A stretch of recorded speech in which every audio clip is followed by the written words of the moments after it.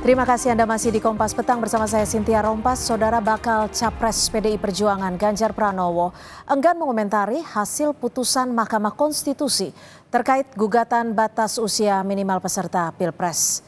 Ganjar yang tengah berada di Malang, Jawa Timur ini mengaku fokus untuk menyebarkan visi, misi, dan gagasannya.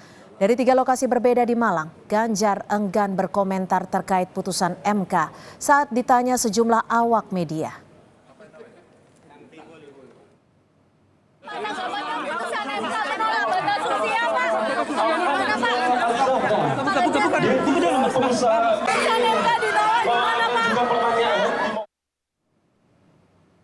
Sementara itu, Ketua DPC PDI Perjuangan Kota Solo, Hadi Rudiatmo, menghargai putusan MK terkait gugatan batas usia minimal peserta Pilpres.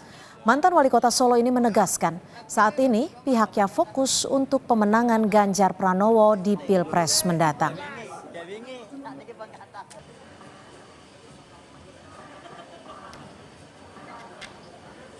Keputusan apapun yang memutuskan itu adalah lembaga yudikatif, ya kita sebagai kader partai harus menghormati. Tidak ada komentar-komentar yang negatif ataupun komentar yang miring. Saya selalu positif thinking, Pak. Tidak pernah saya berpikiran yang negatif terhadap siapapun.